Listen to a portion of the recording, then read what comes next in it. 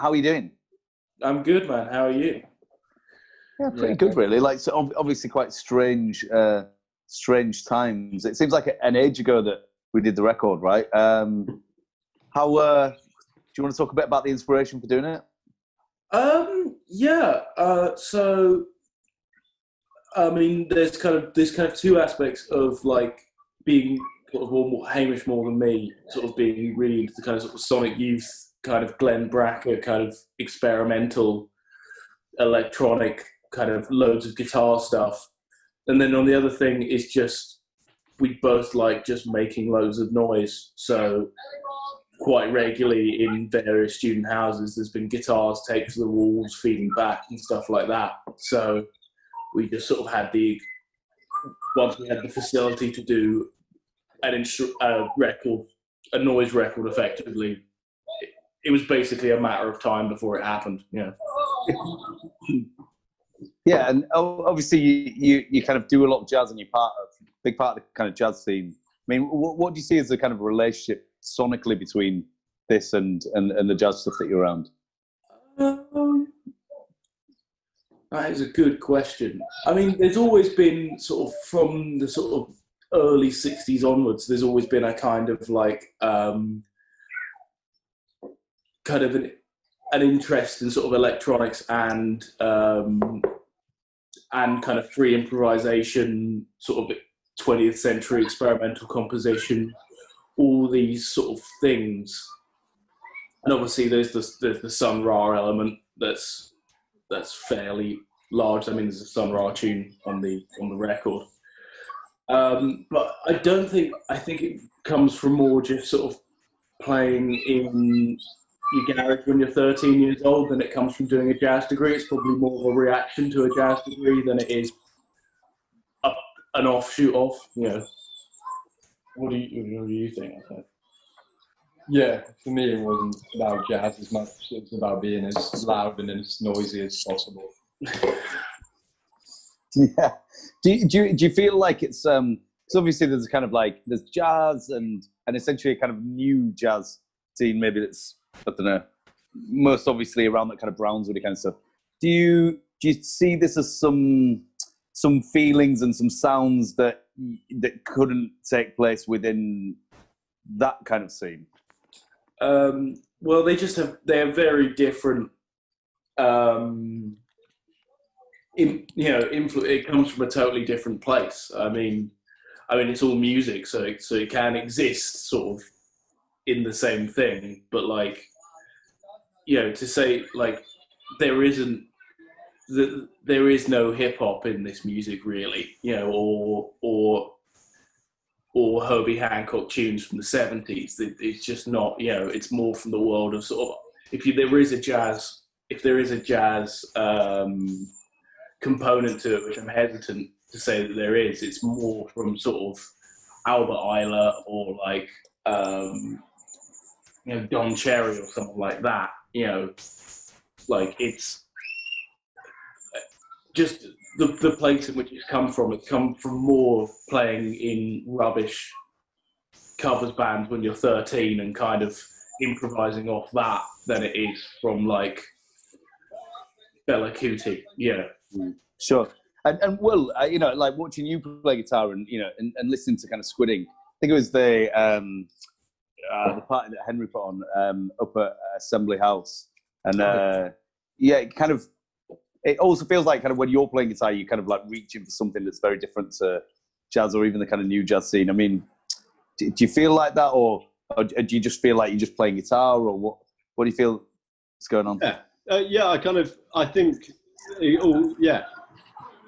kind of same as what Ferg says. It comes from like that kind of like more teenage kind of like, I just want to like fucking make this sound like as like rowdy and as like angsty as possible because like, shut up, mom, teenager. Do you know what I mean? It's definitely more that, and I think obviously all the jazz is like, I don't know, all our training is kind of like a good like vehicle to like get to that kind of like intensity. Because if you just kind of obviously went straight in with that intensity, I mean, maybe it'd be brilliant, but like it would be certainly like less accessible. So yeah, I'm kind of with Ferg in the respect of like that same feeling as when I was like 16 playing in a band, sounding like shit, but like wanting to sound like Jimi Hendrix. Like that is still definitely channeled into the feeling now. You know? Yeah, no, that makes a lot of sense. Yeah. How have you all found? This last 2 or 3 months as Interplayed with kind of making music. Would you want to go start, Will? Yeah, go on.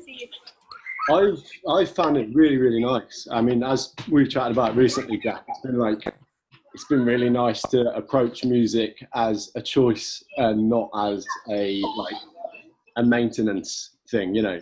And it's kind of like led to like me kind of going into more depth with what I'm doing, and like also I feel like having loads of time and not having to do anything kind of like relaxes the mind. It kind of lends itself to just coming up with more ideas more often as well. I've probably come up with more ideas in the past 3 months than I have in like the past year. So that's been really nice. I mean, obviously the one thing we're all really missing out on is getting together and having a play and jamming ideas together, and that's obviously a fucking brilliant thing I'm missing very much. But in terms of like my own musical playing and my own creation of ideas, it's been a lot more natural and fluid, I suppose. Yeah, that makes sense. How about you, Fergus, Hamish? I'm not a happy practicer, so I'm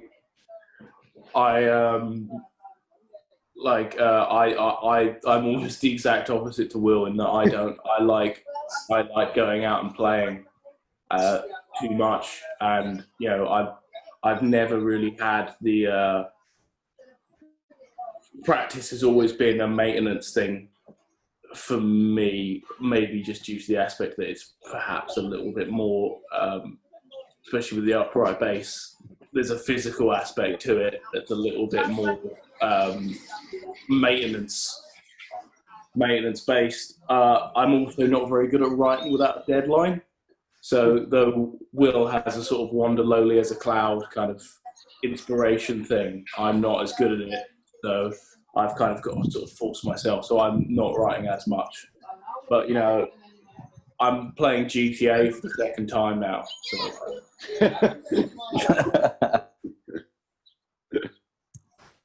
Hamish, are you playing much music? I'm doing a bit of music, but I think I struggle like Fergus a bit without the focus of a deadline to get anything done. I do a lot of fiddling about, but don't get much finished without having something to be working towards, kind of thing. Yeah, that makes sense. Have you written anything for the gospel record, Jack? You know what? I started playing last night a tune that I wrote in an indie band I was in about 10, 11 years ago. I just wrote this one tune that is, you know, like you were saying, Elvis doing gospel. And when I was playing it last night, I was like, this is pretty close to kind of like Elvis doing gospel. I can't remember what tune it was. I kind of like took the riff by accident from a Motown tune. But it's a bit of a kind of gospel-y kind of thing. And yeah, I just want to do it. I reckon we just get in. I think from June 1st we'll be able to get in and do some recording pretty legitly. So one thing that I think's been nice about the economy, I understand the gravitas of this situation for lots of people, and you know it's going to be really serious. But when the economy did all shut down, like, you know, so long as you basically had food and everybody was safe around you, and the health system of Leeds, you know, held up, like, really, I think you did have more time to do. You know, I saw lots of people looking for projects that could get involved in to volunteer, and you know, I've talked to my family more and things like that. So yeah, part of the lockdown thing, I think for lots of people will have made them just like realign what it is they want to spend their time doing, really. And my thing's an indie gospel record. So it should happen. Yeah. So yeah, what do you think's next for this particular project then? Does it live in any continuous temporal space, or is it just a kind of a rift in the? Is it just something that just happened once? Yeah, I think it'd be quite fun to just have it to happen once. We did one gig and then just never play again. But the only part of me is maybe just to do it just bigger. But like, you know, of just like do one where it's like, so you just double everything again. But like, what about if it was like, you know, like the thing about Intel chips, you know, like the Moore's Law, where chips would kind of like get half the size. What about if it just doubled, like a particular, like every year and a half or year, you did a record with double, and then you fast forward like 15 years and there's just like thousands of people a part of this band. Well, that is the problem because you know it works the first time. So like, what are we on? So it's like four drummers, 5 guitarists, and 3 bass players. So it becomes 8, 6, and 10. But then the next time it becomes 20, 12, and 16. You see that as a problem. I see this as the bonus of this system. Yeah. But we can't multiply Hamish to record it is the problem, and that's the. Hamish is the one constant, right? Hamish is the one constant that constrains things. Yeah. But I think it would be quite fun to do almost exactly the same record again, but just double it. Double the engineer. Yeah. Of just the same song, just the same shoot, just everything exactly the same, just double. We need to get Hamish an apprentice, really. Shall we put a call out for it? Noisy. I don't know. Or find like a sort of a college student to like. Yeah. I mean, they're out there. One apprentice? Depends how big your band gets. Yeah, that's good. Like Ben Uden or someone, I don't know. And how about, obviously this is kind of like part of a wider ecology of the kind of Leeds music scene and you know, the kind of like Sightlines kind of stuff. Well, I mean, maybe you're best speaking, Will. How do you see the next couple of years for Sightlines? Probably like a strange time to think about this stuff, but where's your head at with it? Yeah, I mean, we were kind of like, well, at least in my own head, like this year was about focusing on like kind of building up and developing all the elements of the label that are more traditionally associated with being a label. So not necessarily putting on loads of events, but organising the catalogues, like recording more records, releasing more records. The focus hasn't actually been shifted or altered that much by the current kind of situation because we can still do those things. We still get in the studio and record, we can still release records digitally and stuff, and we still collaborate with visual artists. And so I think that's kind of definitely the focus for at least the end of this year and probably next year as well, is kind of taking a lot of the foot off the gas for events and putting it on for recording and stuff like that. So yeah, we got like this new Squid Ink record coming up, and yeah, we're eventually going to finish that Gardog album at some point as well. And so yeah, I'm really looking forward to hearing what Squid Ink will sound like now. I think as well, Sightlines probably does well in that it feels like it's always operated, partly because of George and Johnny, really well in a kind of non-physical space, right? Like, you know, it looks and feels nice kind of online. And I think that, you know, some of the people that probably will have struggled most in this period will have been the organizations and venues that are like very, very physical. And that like, that's just it. You just kind of wiped out if you don't open for a year. I'm thinking about kind of big theatres and, you know, things like that, talking to friends who run, more classical kind of like venues that do theatre, and they're like, they just can't really see how it'll work for a year. Whereas I guess this thing of existing in kind of both spaces is maybe useful. And is that something you think about much, like the relationship between kind of like online and physical world? Yeah, I mean, it's something that I think is kind of has always been integral to like Sightlines output anyway. And I don't think so far, no special thought has gone into how to kind of like utilize that at the moment. But I think that, that kind of like online presence and the kind of like the video side of things, or kind of, I mean, it's where Sightlines began with the Joseph Stone sessions, and then kind of moving into like filming the bands and filming other bands in Leeds and stuff. So I think that's has always been there and will continue to be there. Yeah, I think it's just. Sorry, go on. before my time. That's how old school that is. Well, is there a pre-Fergus Sightlines time? Yeah. I met I met these guys because I met George Hall because he got punched in a terrible student club night, and me and Hamish took him home to his flat, and he had concussion, and went up and got him a thing of peas and put it on his head. But all we did is we just basically, to sort of amuse ourselves because we were hammered, basically told us like, "You owe us for peas, motherfucker!" Like like we sacrificed our frozen peas for this. And then whilst he was concussed. Yeah, but it was like we'd taken him home. Like we were like nursing. You can do what you want with him. That's the rule. Yeah. Like, you found him. Like, he's yours now. So like for our own him. For our own amusement, we started just doing this sort of thing that he'd sort of like stolen our peas and some. We were 18 and hammered. And then, like, the next day, we got a knock on our door, and he turned up with a new thing of frozen peas and apologised for stealing our peas. And we felt so bad, so we sort of maintained a relationship off that. So that's how I met. Lakin lived in that flat, so that's how I met. Well, how does Fergus affect the makeup of Sightlines? Yeah, I mean, I make sure nothing gets done.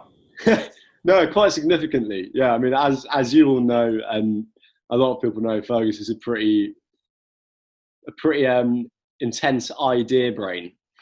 So yeah, I mean, you come up with loads of fucking crazy ideas, don't you, Ferg? And some of them slip through the net and actually make it into the real world. And it's normally a beautiful thing.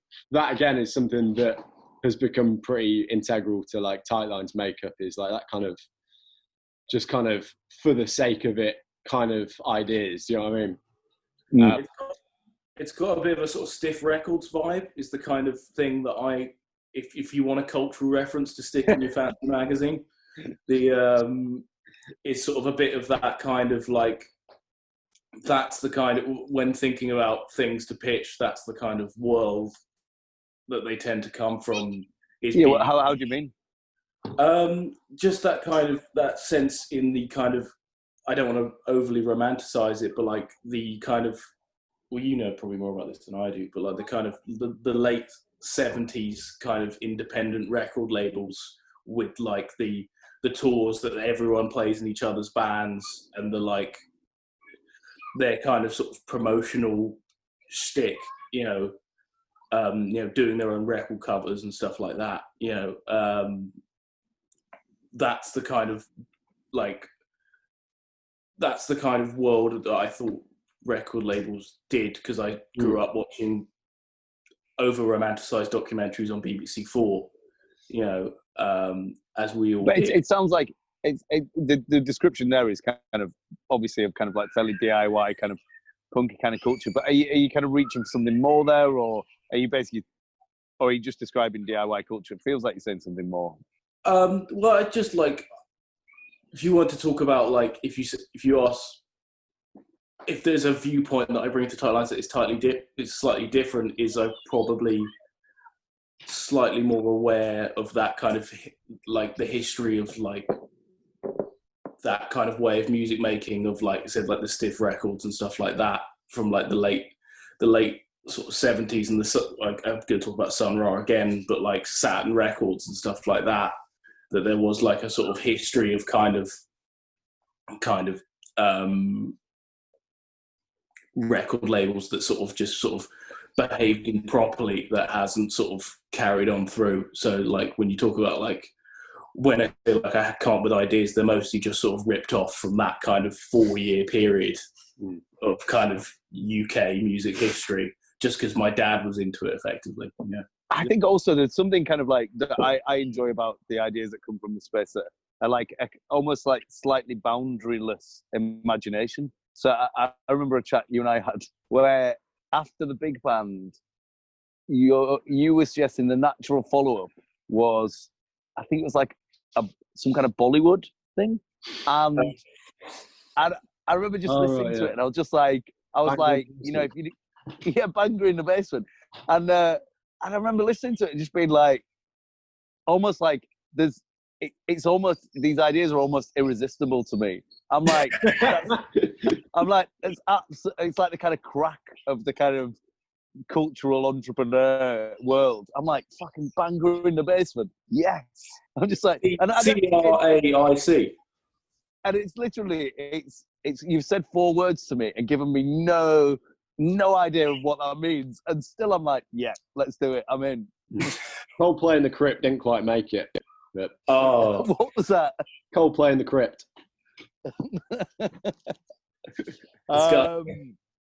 Yeah, no, I was asking you, Jack. So, like, what do you think the relevance is for you? Like, where do you get your excitement and your kicks from, kind of like helping these kind of things come to fruition? Because it's like clearly not for profit because it doesn't make any money. So, like, why do you do it?